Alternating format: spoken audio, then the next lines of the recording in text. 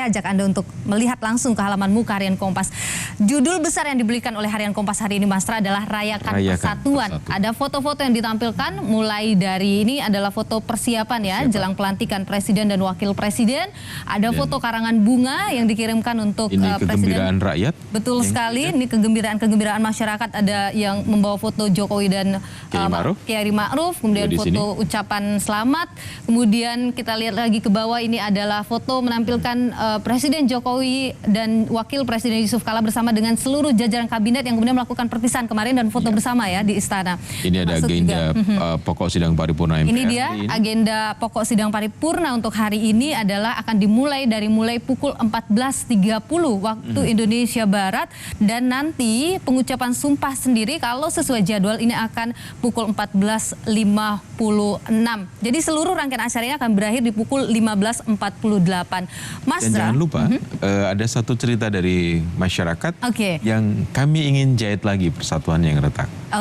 Mas Tra, kalau kita berbicara Harian Kompas dari pelantikan 2014 yang lalu, kemudian hari ini sepertinya mengambil satu tema yang sama, yaitu persatuan, optimisme. Iya, tadi seperti disampaikan Pak Anas dan Pak Rudi juga, bagaimana kemudian membangun optimisme. Dan rasanya ini seperti deja vu aja, kembali lagi kita ingat 5 tahun yang lalu. Saya punya catatannya, kalau kita melihat hari ini, Rayakan Persatuan, maka ada banyak sekali pertemuan-pertemuan tokoh politik, elit bangsa untuk membicarakan kembali lagi persatuan. Tanggal 18 Oktober 2014, Kompas menampilkan foto besar di mana Pak Jokowi dan Pak Prabowo bertemu. Setelah mereka bersaing, kemudian juga sampai ke rencana ke mahkamah. Dan kita lihat apa yang mereka memberikan optimisme. 5 tahun yang lalu mereka memberikan optimisme, dan kemudian hari ini mereka juga sudah melakukan pertemuan-pertemuan dan intens. Bahkan Pak Prabowo itu melakukan pertemuan juga dengan pimpinan-pimpinan partai koalisi pendukung Pak Jokowi, Kiai Ma'ruf.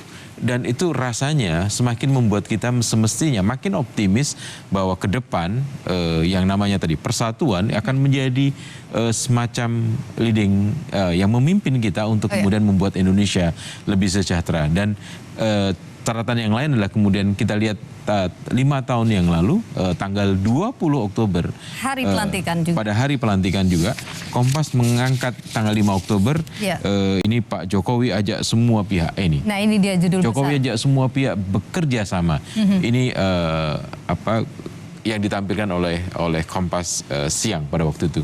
Jadi hari ini kita juga melihat Rayakan Persatuan, dan persatuan itu tidak akan bisa terwujud kalau tidak ada kerjasama, kalau tidak ada saling percaya. Dan ini selalu berulang, rasanya kita menunjukkan memperhatikan Pak Jokowi, memperhatikan Pak Prabowo yang dalam 2 kali kontestasi bersaing, tapi dua-duanya sebenarnya menunjukkan sosok-sosok yang betul-betul mencintai bangsa ini, betul-betul mencintai rakyat ini, betul-betul ingin membuat bangsa ini menjadi lebih besar, bangsa ini, rakyat ini semakin sejahtera. Mereka meninggalkan pertarungan di kepentingan pribadinya untuk tetap menjalin sebuah persaudaraan bagi bangsa ini. Saat ini tentu saja yang menjadi sorotan selain adalah pelantikan Presiden dan Wakil Presiden adalah siapa yang kemudian akan duduk di kabinet.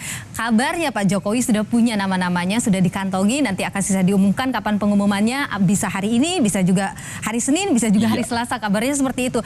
Tapi kalau kita berbicara soal sosok-sosok yang duduk di kabinet, Harian Kompas menilai sosok-sosok seperti apa yang dibutuhkan oleh Jokowi Ma'ruf Amin dalam kepemimpinan 5 tahun ke depan.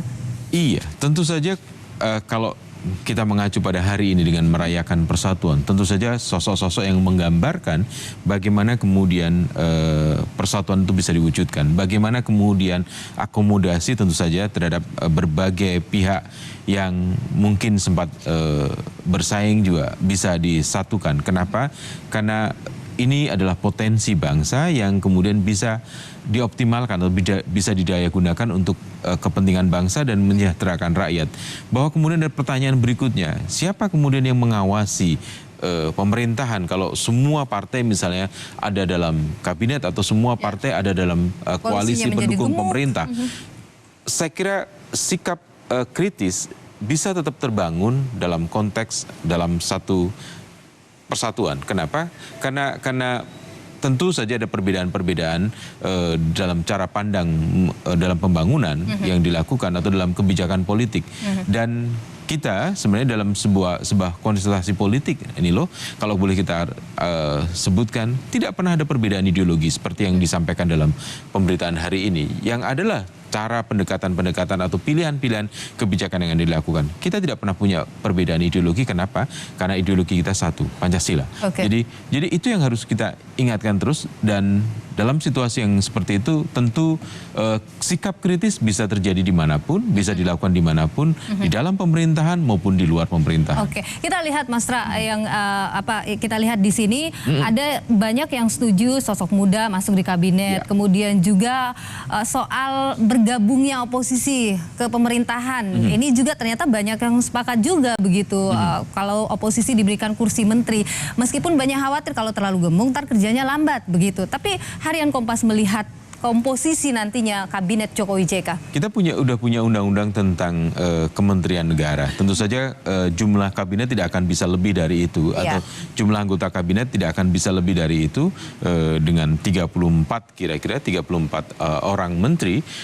Paling juga kalaupun yang sudah rame dibicarakan katanya ada begitu banyak wakil-wakil menteri. Itu adalah salah satu cara mengakomodasi kepentingan-kepentingan banyak pihak. Dan setujukah parpol oposisi? Sebenarnya apakah kita juga oposisi? Kan menurut saya juga tidak sepenuhnya di negara ini dikenal oposisi. Kenapa? Karena hari ini partai pendukung pemerintahan misalnya, mereka bisa bersikap kritis. Dan sejak reformasi kita menunjukkan ketika Pak Susilo Bambang Yudhoyono memimpin, partai-partai pendukungnya itu pun juga bisa bersikap kritis. Ketika Pak Jokowi memimpin periode yang pertama dengan Pak Yusuf Kala, partai-partai pendukungnya pun seringkali juga tidak sejalan dengan yang dibuat kebijakan oleh Pak Jokowi, dan mereka bersikap kritis. Bahkan partai yang tidak mendukungnya justru mendukung. Jadi itu sangat cair dan yang terjadi di sini. Dan saya kira 59,2 itu menunjukkan tidak terlalu besar, tetapi memang ada keinginan masyarakat yang kita survei, pembentukan kabinet melibatkan banyak kalangan memang. Oke, baik. Yang sekarang ini dibutuhkan kerja dari orang-orang yang kemudian duduk di kabinet Jokowi JK. Kualitas utama yang harus dimiliki mereka adalah?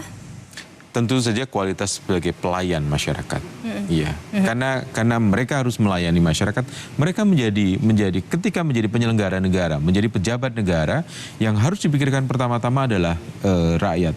Dan itu juga yang diingatkan oleh Pak Jokowi 5 tahun yang lalu. Saya punya catatannya tanggal 20 Oktober 2014, tepat 5 tahun yang lalu. Judulnya adalah Kekuasaan untuk Rakyat. Jadi siapapun, menjadi apapun, ketika dia duduk dalam pemerintahan, dalam sebagai penyelenggara negara, yang harus dipikirkan pertama-tama adalah kepentingan rakyat, bukan kepentingan partainya. Ini 5 tahun yang lalu nih loh. Bagaimana kemudian judulnya adalah Kekuasaan untuk Rakyat. Dan ini masih sangat relevan untuk dilakukan juga pada pemerintahan kali ini. Mas Tra, kita sudahi ulas Kompas kita hari ini di Kompas Pagi hari ini. Tentu saja kita berharap siapapun yang duduk di kabinet, kita berharap sekali lagi yang seperti Mas Tra bilang, memiliki kualitas melayani masyarakat Indonesia. Dan kita juga berharap hari ini pelantikan presiden wakil presiden bisa berlangsung dengan tertib dan bisa berlangsung dengan aman, dan masyarakat berpesta seperti yang disampaikan di sini. Kami ingin jahit lagi persatuan yang retak, dan ini adalah kemenangan rakyat. Benar sekali. Terima kasih Mas Tra, wakil pemimpin redaksi Harian Kompas untuk perbincangan hari ini.